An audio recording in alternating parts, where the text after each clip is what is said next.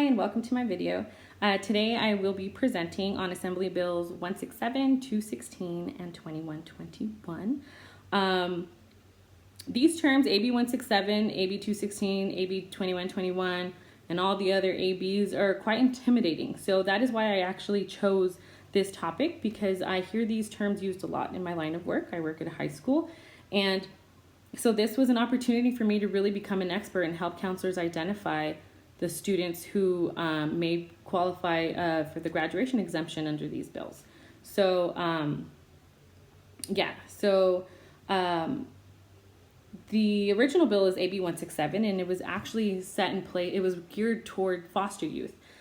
Since the bill was adopted in 2009, there's been extensions of that bill. So it's not only applicable now to foster youth, but it's a migrant and newly arrived immigrant youth, which is AB 2121, homeless youth, juvenile court school pupils, and children of military families. And so what happens is students who fall under any of these categories move around quite a bit. And so because of that movement, there are times where obtaining credits or the correct amount of credits is an issue and hinders graduation, because every district is different in what their requirements are for graduation. So there's state requirements and district requirements, and under AB 167, a student only needs the 130 credit minimum state required amount of credits to graduate. And so again, so the AB 167 was originally geared towards foster youth because they found that 75% of foster children were working below grade level. So there's all these obstacles that they have to go through in order to graduate high school or be successful in their educational career. 33% of foster youth will graduate high school. That is not acceptable. And again, that is why these bills were set in place. And a high school student is 50% less likely to graduate due to moving schools, and that's just one time. So there are students who move constantly. Again, that is why this bill was set in place, the original bill 167. So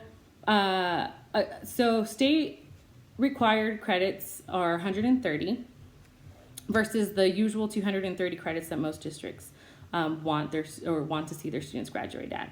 And that's a 100 credit difference. That's significant. So instead of the 4 years of English under AB 167, a student only needs 3 years of English. So it would be the freshman, sophomore, and junior year, I believe. Then they only need 20 credits of math as opposed to 30. They need 2 years of a science, life science or physical science. They need U.S. history, world history, and then Gov and Econ. The 2 years of PE still stand, and a foreign language or a visual and performing art. And they don't need health. My school requires health as a full year of health in order to graduate. Under AB 167, there is no health requirement, and there's no elective requirement, where the Antelope Valley Union High School District requires 70 credits worth of elective credits in order to graduate, and under AB 167, there's nothing. It's just 130 core credits, which is great for students who, again, are moving around and have other obstacles that they need to overcome, and maybe they don't need something else to worry about. So again, it's minimum 130 credits, minimum state requirement if the student qualifies for AB 167.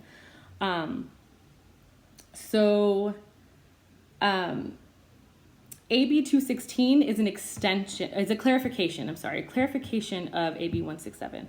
So there was a lot of vagueness with the original bill, AB 167, such as like the time frame, at what point do students get notified if they qualify, who should be notified, was there a right to reconsideration once a student was found ineligible,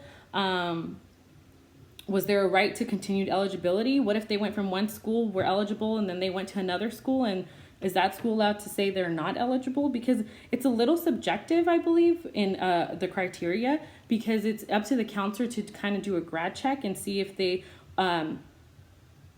if they're on track for graduating by the end of their 4th year of high school.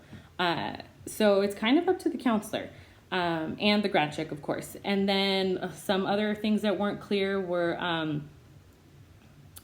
it didn't say what, which I thought was kind of funny. The original bill didn't specify that a social worker was forbidden from transferring students between schools to make them eligible. So 216 clarifies that social workers should not or cannot move a student so that they qualify for AB 167, because remember, students only qualify after their 10th grade year. So if a student gets placed during 9th or 10th grade, they do not qualify for graduation under AB 167. It has to be after their 10th grade year. And then, so 216 was the clarification. Under 216, students are eligible if they are not reasonably able to, so they're eligible to graduate under the exemption if they are not reasonably able to complete local graduation requirements by the end of their 4th year. And students have the right to remain in high school for a 5th year if they can complete the local graduation requirements. So, for example, if a student does qualify, if a counselor finds a student eligible to graduate under 167, but wants to wants to go to a 4-year university right out of high school and not do community college, they have a right to stay a 5th year and graduate under the local requirements, which usually are in line with A through G requirements that would make them eligible to transfer to a 4-year.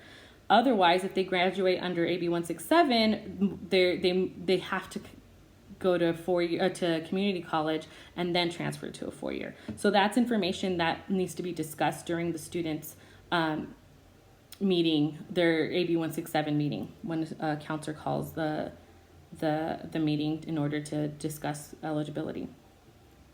A counselor has 30 days to make that meeting happen.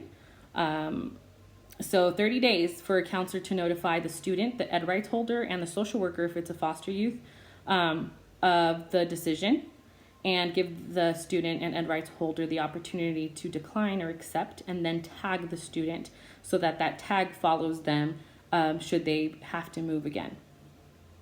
Once a student is eligible for AB 167, it cannot be taken away. The eligibility stands no matter what. So it's, again, documentation is important. A counselor must make sure that the student is tagged somewhere on the transcript. So if they move, or in the cumulative file, multiple places really. So if they move, their eligibility stands. Okay, so AB 2121 is one of the extensions of AB 167. So that actually reaches out to migrant youth and newly arrived immigrant students. So AB 2121, again, it's for students are able to graduate under the same exemption, the state requirements at 130 under AB 2121 if they are migrant youth or newly arrived immigrant students. And so that's all it is. So all the ABs, there's AB 1806 for homeless, AB 365 that pertain to military family, AB 2121, AB 2306, which is for juvenile court youth. So if a student has been placed in juvenile court for longer than and receiving educational services while placed in juvenile court, in a detention center. A student is also, once they return to their home school, they may also be eligible to graduate under the 167 original exemption. So really it applies to students who move around a lot, because again, that hinders the amount of credits students are earning. So what do these assembly bills mean for us as counselors? So the way best practices should go is once a student enrolls, once a student enrolls in high school, it's up to the counselor to gather grades from every site the student has ever been at, okay? Because there's times where students move 5-6 times and all those credits may not get merged onto one transcript. And so it's up to the counselor to kind of gather all that info and all the partial credits from all the schools attended. And then the counselor needs to determine, so second step would be for the counselor to determine whether or not their grade level status their grade level status qualifies them for the exemption. So anytime after the 10th grade year or the equivalent of credits of 9th and 10th grade year. After that, the student becomes eligible. So once the counselor finds that the student is eligible from after 10th grade, after the completion of their 10th grade year, then they conduct a graduation analysis based on the district's graduation requirements to see whether or not the student is reasonably able to graduate after the fourth year to graduate at the end of the fourth year of high school with local requirements. If it's found that it's kind of the student is behind quite a bit of credits, then the second grad analysis gets done, and so student cannot complete district. If the student is found to not be able to complete district grad requirements on time, the counselor is to conduct a second grad analysis under AB 167. So that's that 130 credit state requirement. Oh, sorry. And then the fifth step would be to provide written notification to the student, the ed rights holder, and the social worker, if applicable, of the decision, so that it gives the student and the ed rights holder time to accept or decline the opportunity to graduate under AB 167. And then the sixth step is to document the student's decision and ensure the student is enrolled in the proper courses needed to graduate under AB 167 or under district grad requirements. So documentation, again, is really important because these students move. If they move again, there needs to be proof that the student at one point qualified for AB 167, because it may be that the student qualified for AB 167, then returned to biological parent. So yeah, returned or got put out of place in foster care and returned to biological mom and dad, and then transferred again, and that school would never know that the student was eligible for AB 167, and they would not conduct their own analysis because the student is now being enrolled and registered by biological parents, is not as foster youth or current foster youth. So documentation is extremely important. But yeah, I hope everyone learned a lot. I know I did.